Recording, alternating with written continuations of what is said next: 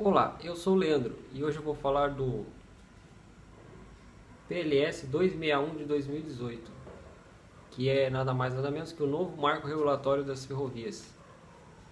Então, já deixa seu like aí, compartilha o vídeo, se inscreve no canal, porque esse tipo de informação você só encontra aqui, no Trem História. Então, solta a vinheta, vai!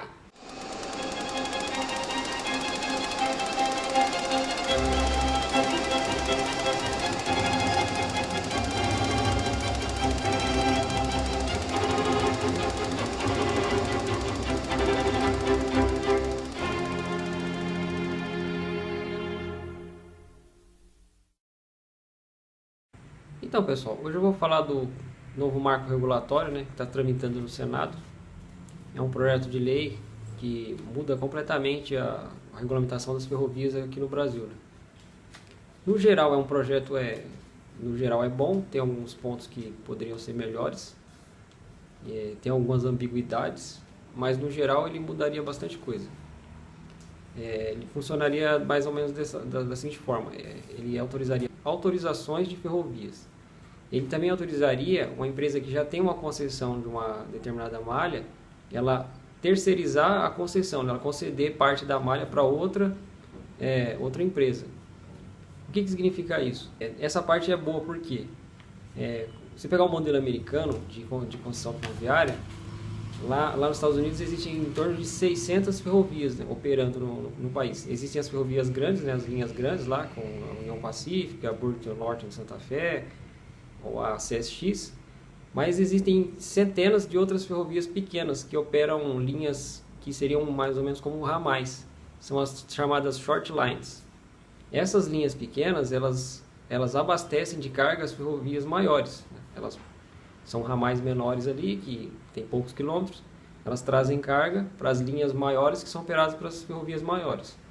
Então, esse novo marco regulatório ele permite que seja criado no Brasil, né, short lines, essas ferrovias menores.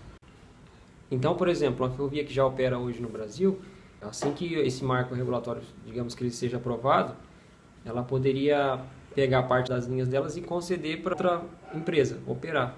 Por exemplo, você pega uma empresa grande que pegou uma malha paulista, por exemplo, que são várias linhas que antigamente eram 5 ferrovias.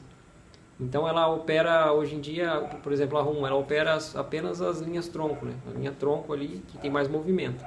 Ela poderia passar esses ramais para outras empresas menores, que poderiam ser formadas por qualquer um, para operar como short line.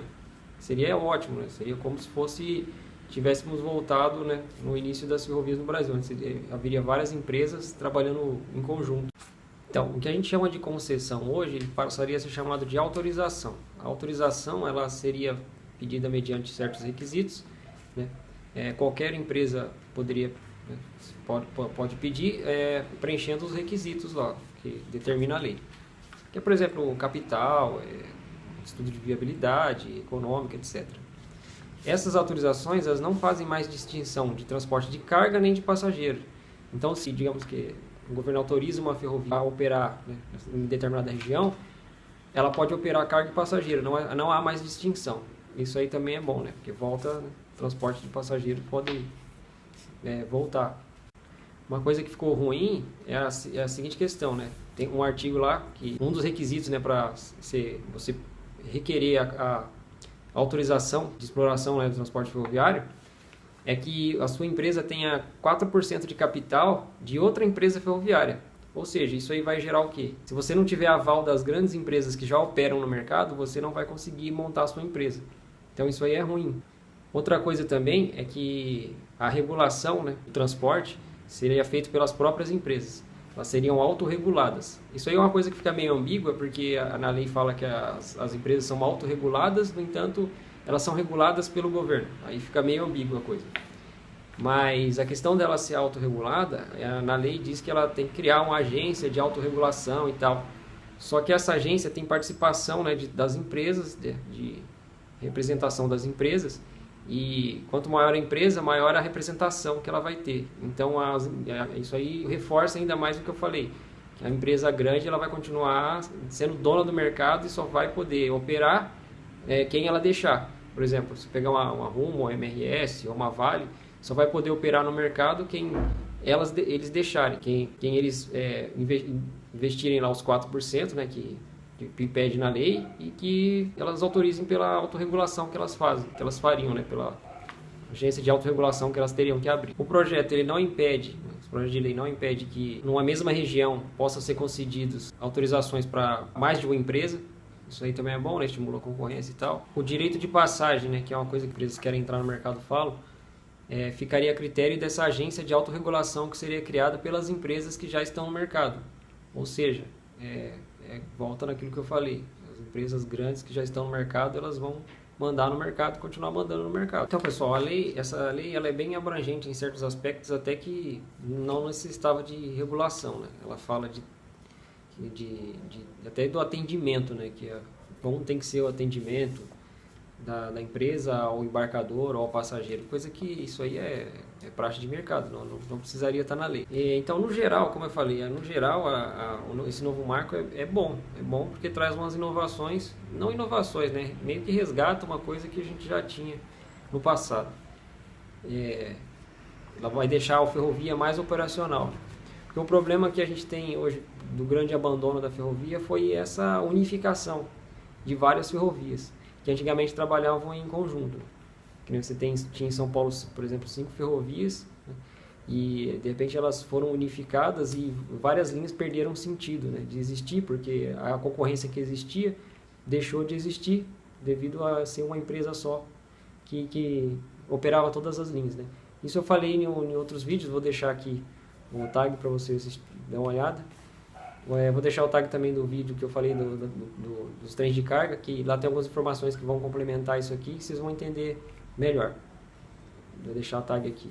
Vou deixar também o link, né, aqui embaixo da página do Senado, para vocês darem uma conferida na lei, né, e como ela está tramitando. Ela já está pronta para ir para a comissão especial, né. Já tem 11 emendas, fizeram uns 11 artigos ali, né, deram uma corrigida, e ela está tramitando lá, né, desde 2018. Vamos ver o que vai dar isso aí.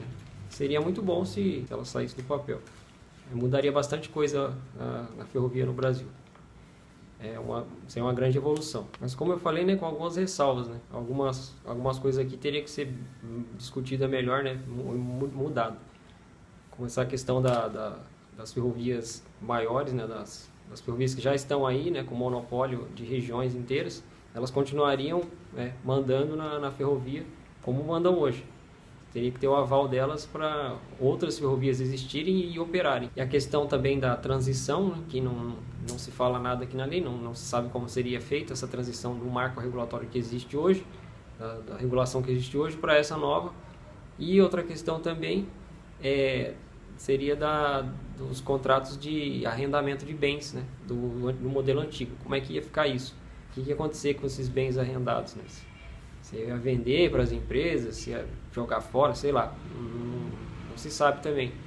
Porque, como eu falei em outros vídeos, o nosso modelo é rachado, né? Você tem o que funciona, o que existe hoje em dia.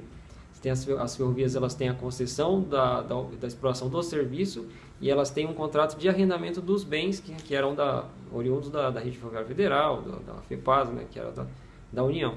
Então elas cumprem 2 contratos. Então isso aí fica meio complicado também. Bom, já nesse novo marco ainda não está certo o que ia acontecer com os bens. Qual que seria o destino. Outra coisa que fala também aqui, que é meio preocupante, quanto à questão do patrimônio histórico. Porque tem um artigo que trata do seguinte, tem um artigo que fala de parcelamento do solo, né, que trata de imóveis. Imóveis antigos seriam substituídos por imóveis novos, né, mais adequados à operação vigente. Mas aí não fica definido, né? E o patrimônio histórico? Você vai destruir uma estação antiga, um armazém que tem um valor histórico, para construir, não sei. Isso aí também não está claro. Essa lei também prevê algumas formas de cassação, né? Cassação ou cancelamento da autorização de exploração do transporte ferroviário, né? Que tem algumas coisas meio ambíguas também, né? Que é difícil definir o que seria. Ela fala que a empresa pode perder a autorização se ela for incompatível com o interesse público, mas interesse público é uma coisa muito vaga, é difícil definir isso. Então, um político pode definir isso, outra empresa pode definir isso, e é difícil você ter uma definição exata de interesse público. Então isso aí torna-se um risco, né, para a empresa. Esse novo marco regulatório também prevê a cassação, né, da autorização à empresa que abandonar, né, os trechos da ferrovia, sem justificativa, abandonar. Então isso aí seria ótimo, se esse contrato tivesse vigente, né, as empresas que funcionam hoje no Brasil praticamente já teriam perdido a concessão, quase todas. Outro ponto positivo é que a autorização ela é sempre precedida de alguns itens, né, e um dos itens é consulta a entidades representativas, né, de passageiros, embarcadores, dos usuários, né, e dos cidadãos diretamente afetados. Isso aí seria bom. Então, pessoal, o projeto está tramitando lá no Senado. Então é isso, pessoal. Espero que vocês tenham gostado do vídeo. Deixe suas opiniões aqui sobre o novo projeto de marco regulatório. Dá uma conferida lá no site do Senado. Dê uma lida no projeto também. E se tiver alguma dúvida, também deixe as perguntas aqui. Obrigado, até a próxima. Tchau.